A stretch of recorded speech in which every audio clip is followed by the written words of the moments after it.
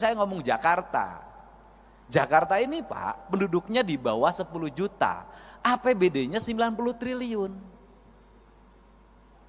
Kalau di Jakarta itu dari 10 juta ada 2 juta kepala keluarga, itu orang Jakarta bisa digaji per kepala keluarga 10 juta.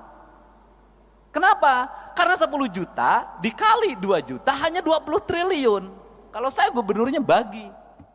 Karena kita punya tugas. Kita ini hari ini adalah pahlawan untuk anak cucu kita ke depan. Tinggal pertanyaannya adalah, apakah anak cucu kita ke depan akan menganggap kita pahlawan atau pengkhianat?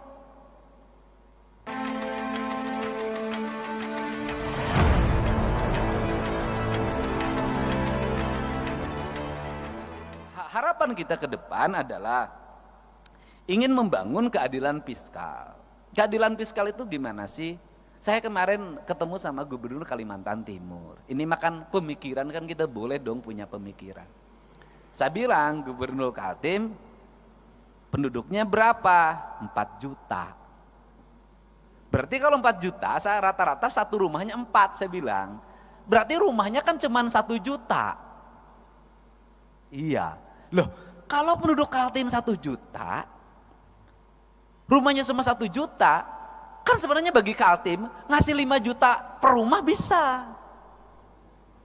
Karena 1 juta kali 5 juta, 5 triliun Pak. Artinya masyarakat Kaltim untuk sejahtera itu sangat bisa. Beda dengan Jabar. Untuk Papua lebih bisa lagi. Untuk daerah yang memiliki pendapatan daerahnya tinggi dan hasil alamnya besar, sebenarnya sangat ini mungkin terjadi. Nah, apa sih yang terjadi hari ini adalah pola pengelolaan keuangan yang tersentral. Nah, problemnya di mana? Ini saya ngomong Jakarta. Jakarta ini Pak, penduduknya di bawah 10 juta. APBD-nya 90 triliun. Kalau di Jakarta itu dari 10 juta ada 2 juta kepala keluarga, itu orang Jakarta bisa digaji per kepala keluarga 10 juta. Kenapa? Karena 10 juta dikali 2 juta hanya 20 triliun. Kalau saya gubernurnya bagi. Beda, kalau Jabar 50 juta. Nah, untuk itu apa sih yang mesti kita lakukan hari ini? Mari kita bersama-sama melakukan telaah terhadap ini semua untuk kepentingan bangsa. Agar apa? Agar ke depan bangsa kita terus mengalami peningkatan sumber daya manusia. Artinya bahwa sumber daya pendidikannya meningkat, sumber daya ekonominya meningkat, kesejahteraan meningkat. Maka saya selalu berfokus pada keadilan fiskal. Keadilan fiskal saya selalu berfokus pada ketika jadi pemimpin, itu saya selalu punya angan-angan dan punya harapan. Bagaimana punya angan harapan itu adalah pembangunan harus diselesaikan dalam waktu cepat. Setelah itu berarah pada investasi. Nggak bisa pembangunan gini-gini terus. Yang tahun ini menjadi proyek tahun ini, yang tahun ini menjadi proyek tahun ini, yang tahun ini menjadi proyek tahun ini. 5 tahun proyek birokrasi itu juga, negara nggak akan maju sampai kapanpun. Tetapi yang harus dilakukan adalah apa yang kita selesaikan dalam waktu 1 tahun, apa yang waktu 2 tahun, apa yang waktu 3 tahun, apa yang waktu 4 tahun, apa yang waktu 5 tahun. Ini semuanya tidak boleh berulang. Pekerjaan kemarin harus tidak boleh dikerjakan hari ini lagi. Kenapa? Pembangunnya ke depan. Tujuannya untuk apa? Agar fiskal ini, fiskal yang tahun kemarin itu tidak digunakan untuk tahun ini. Dan negara sudah mulai berpikir untuk membangun kemandirian. Saya itu sudah punya rumusan, mudah-mudahan ini bisa dilakukan di Jawa Barat, adalah misalnya begini, desa itu berapa sih penduduknya di desa itu? Di desa itu ada potensi apa? Anggaran pembangunan desa itu harus segera dibikin skala prioritas, ditambah plus kabupaten, ditambah subsidi dari pemerintah provinsi, ditambah pusat fokusnya di desa. Kalau di desa itu ada 7 RW, dibagi saja sebenarnya. RW ini bagian desa, RW ini bagian kabupaten, RW ini bagian provinsi, RW ini bagian pusat. Jadi membangun desa paripurna itu bisa selesai dalam waktu 2 tahun. Tahun ketiganya itu anggaran sudah mulai diarahkan bukan untuk itu lagi, untuk kesejahteraan publiknya, jaminan kesehatannya, jaminan pendidikannya, jaminan hari tuanya. Tahun berikutnya harus lagi mengarah pada investasi, di mana uang itu tidak digunakan lagi untuk pembangunan infrastruktur lagi karena udah selesai, digunakan untuk investasi. Investasinya dikelola oleh perbankan daerah, di mana uangnya berputar, dipinjamkan pada lingkungan daerahnya, dan untungnya diperoleh lagi. Ini kan model koperasi zaman dulu sebenarnya, cuman dikelola secara modern. Nah kemudian uang itu berputar, maka dalam jangka panjang daerah tersebut akan memiliki kecukupan fiskal. Kemudian pembangunannya selesai. Terjadi pada negara mana? Pada Tiongkok. Tiongkok itu pembangunannya dilakukan secara terstruktur, terencana, dilakukan oleh negara dengan waktu cepat, kemudian negara memiliki kecukupan fiskal, kemudian Tiongkok berkembang investasinya, setelah berkembang investasinya, kebutuhan pembangunan di daerahnya dianggap sudah cukup, kemudian mereka punya fiskal yang cukup, mereka harus bergeser ke tempat lain untuk menggeser sumber daya manusianya, sumber daya ekonominya, diputarkan di negara lain, rakyatnya ikut kerja, tetapi setelah proyeknya berjalan, mereka balik lagi dapat duit lagi 2-3 keuntungan. Dia pakai bahan baku dia punya dia pakai sumber daya punya dia, dan punya fiskal punya dia. Rakyatnya kerja, barangnya dijual, setelah itu dia dapat keuntungan lagi, balik lagi ke negaranya. Kita mulai berpikir desa-desa dan kabupaten ke situ. Dan ini harus kembali bahan diskusi. Kenapa? Karena kita punya tugas. Kita ini hari ini adalah pahlawan untuk anak cucu kita ke depan. Tinggal pertanyaannya adalah, apakah anak cucu kita ke depan akan menganggap kita pahlawan atau pengkhianat? 45 dianggap pahlawan, mungkin 66 masih dianggap pahlawan, 71 mungkin dianggap pahlawan. Pertanyaannya lah, kalau mimpi tentang keadilan tidak segera terwujud di tengah-tengah masyarakat, maka dimungkinkan 30 tahun ke depan Agustusan nggak bikin lagi doa buat kita. Kenapa? Mereka tidak punya catatan reputasi kita dalam membangun keadilan di negeri ini. Nah, inilah kerangka pikir dan kerangka pijak yang harus dibangun oleh kita secara bersama-sama, tanpa kita membicarakan berasal dari partai mana. Karena kita sama-sama berkomitmen membangun negara ini dengan baik, membangun keadilan sosial secara paripurna. Dan keadilan sosial hanya bisa diwujudkan dengan pendekatan fiskal. Nah yang terakhir, Jakarta ini duitnya banyak, benar. Tapi Jakarta duitnya banyak, itu duit dari daerah-daerah. Karena perusahaan di Kalimantan Timur, perusahaan di Sumatera Barat, perusahaan di Kalimantan Selatan, perusahaan di berbagai, termasuk di perusahaan di Jabar, itu kantor pusatnya di Jakarta. Bayar PPH-nya itu, NPWP-nya Jakarta. Sehingga dapat bagi hasilnya Jakarta lebih gede, Pak. Sebenarnya yang kebagian baunya kami, Pak.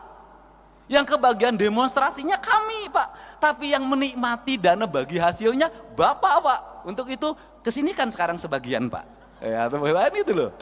Itu yang di Jabar, yang di tempat lain juga sama. Ini yang harus kita bicarakan bersama, Pak. Kenapa? Kita ini daerah-daerah memiliki tanggung jawab beban yang luar biasa. Orang Kalimantan punya uang di keruk, ya kan?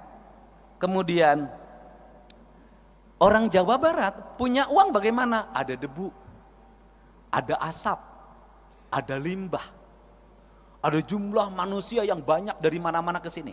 Ada konflik ketenaga kerjaan, ada demonstrasi ketenaga kerjaan, ada problem sosial di mana orang yang di sekitarnya asalnya punya sawah, hilang sawahnya, asalnya punya kebun, hilang kebunnya, kehilangan mata pencahariannya, tergeser dia oleh persaingan orang, mereka menjadi kelompok miskin baru.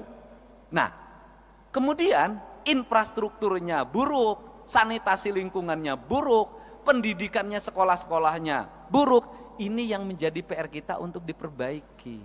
Nah, kemudian Jakarta dapat duit gampang banget, Pak. Hotel berbintang. Tidak usah nagih kayak pajak galian C, Pak. Dikejar-kejar, dibohongin sebagian. Gitu loh, Pak. Ada kemudian ada debunya, ada ancaman longsornya. Jakarta mah kagak, Pak. Gedung perkantoran 27 lantai, 31 lantai, ber-AC, orang bayarnya sambil tersenyum, Pak, tidak sambil marah. berjejer, tanahnya harganya meningkat sehingga dapat berkah. Makanya Bapak dapat berkah jadi ketua DPRD orang Betawi di Jakarta. Untung tidak jadi ketua DPRD di Jawa Barat, Pak. Ketuanya pas rambutnya sampai lepas, Pak. Saking pusing, Pak. Nah, ini kan yang harus dibicarakan oleh kita, dan saya ingin para anggota DPRD dalam pertemuannya ada rekomendasi kontributif bagi perbaikan bangsa. Bagi upaya membangun keadilan sosial, bagi upaya melakukan kebijakan keadilan fiskal. Karena apa? Karena negeri ini hanya bisa dibangun dengan fiskal yang baik, fiskal yang sehat, fiskal yang terencana, fiskal yang terarah, dan fiskal yang tidak lari ke luar negeri. Fiskalnya harus berputar di sini. Untuk itu saya mengucapkan terima kasih. Semoga kalau tadi Pak Ketua DPRD Jawa Barat sudah dinobatkan sebagai ketua terpilih, saya ucapkan selamat, Pak. Ya kan? Karena yang menyampaikannya ketua DPRD DKI yang ketua hari ini. Dan saya baru, Pak, sepanjang sejarah berdemokrasi, Pak, ada ketua asosiasi, partainya beda, daerahnya beda, menyerahkan tampuk kekuasaan pada Bapak. Pada tempat tadi yang partainya berbeda. Kenapa itu diberikan? Karena memang nggak ada honornya, Pak. Ya Pak ya, duitnya kan harus nyari sendiri, Pak. Tapi selain itu adalah bentuk penghormatan dan penghargaan, gitu loh. Penghormatan dan penghargaan jauh lebih tinggi dibanding honor. Untuk itu kan jadi ketua DPR itu mencari kehormatan dan mencari penghargaan, bukan mencari honor. Makanya honornya nggak usah gede-gede. Bohong, kita harus lebih tinggi lagi. Saya ucapkan terima kasih para wakil ketua DPRD Provinsi Jawa Barat. Mudah-mudahan pertemuan ini pertemuan yang berkah, pertemuan yang membawa kebaikan, dan pertemuan yang bisa melahirkan rasa adil bagi kepentingan masyarakat Indonesia.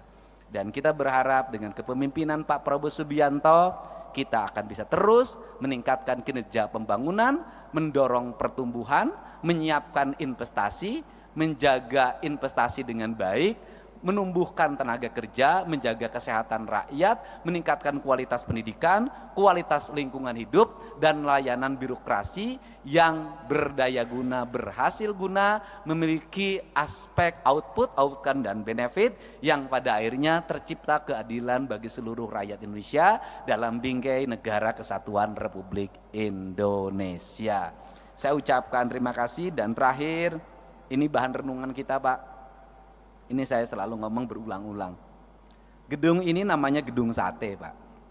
Satenya itu ada 6, Pak. Kata sekda saya, 6 itu melambangkan bahwa dulu POC itu membangun dengan 6 juta golden. Dan saya itu sampai hari ini tetap merasa malu, Pak, sebagai birokrat, sebagai politisi. Makanya saya punya ambisi untuk mewujudkan itu. Kenapa? Belanda, Pak, membangun infrastruktur di mana-mana dengan 1, pelabuhan, 2, lapangan terbang, Pak, markas pertahanan angkatan udara, gedung-gedung di mana-mana, kemudian jaringan irigasi, jaringan kereta api, jaringan listrik, telekomunikasi. Mereka cuma ngandelin jualan teh di Jawa Barat, jualan kina, jualan karet, jualan teh, jualan kina, jualan karet, bisa bikin gedung sate, bisa bikin gedung pakuan, gedung Bank Indonesia, stasiun kereta api, husen, pangkalan udara, pelabuhan, jaringan laut, jaringan darat. Kita ini sudah segala dijual, sudah bikin apa? Nah ini kenapa saya sangat ketat sama fiskal, itu. Kita ini sudah segala dijual, kita ini sudah bikin apa? Ini renungan kemerdekaan kita. Belanda yang katanya penjajah hanya ngelola kebun teh, kebun karet kalau di Jawa Barat, sama kebun kina, bisa bikin bangunan di Jawa Barat seperti ini. Kita sudah bikin berapa pangkalan udara, kita sudah bikin berapa pelabuhan, berapa stasiun kereta api, berapa rel kereta api baru. Yang ada pun rel kereta apinya sekarang hilang. dengan papan-papan dan besi-besinya. Nah, mudah-mudahan ini bahan evaluasi kita. Kita sudah, kata orang Sunda, kita sudah tunggul di larung, catang di rumpak. Sudah segala diangkat, pasir diangkat, batu diangkat, laut udah segala rupa. Kok kita nggak kaya-kaya? Kenapa sih? Berarti ada perencanaan belanja yang salah, ada belanja yang salah. Untuk itu, mari kita perbaiki cara belanja kita dan cara mengelola keuangan kita. Dengan prinsip 2 kata orang Sunda, saeutik kudu mahi, loba kudu nyesa. Apa artinya? Sedikit harus cukup, kemudian banyak harus tersisa. Dan di Jawa Barat itu lengkap. Di Jawa Barat itu ada daerah yang paling makmur namanya Cimahi. Mahi itu artinya cukup. Ada daerah yang paling susah namanya Cisaat. Saat itu artinya kering.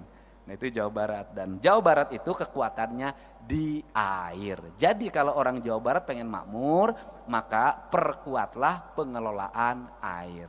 Kalau airnya terjaga, bersih, terpelihara, Jawa Barat akan subur, makmur, gemah ripah, loh jinawi. Demikian saya ucapkan terima kasih, mohon maaf atas segala kekurangannya. Semoga pertemuan ini pertemuan yang membawa kebahagiaan ketika pulang ke rumahnya masing-masing. Semoga betah di Bandung, bisa makan di Bandung, tidur nyenyak di Bandung, tapi tidak boleh tidurnya ditemani oleh orang Bandung. Hatur nuhun, wallahu muwaffiq ila aqwamit thoriq. Assalamualaikum warahmatullahi wabarakatuh. Waalaikumsalam warahmatullahi wabarakatuh. Baik, hatur nuhun.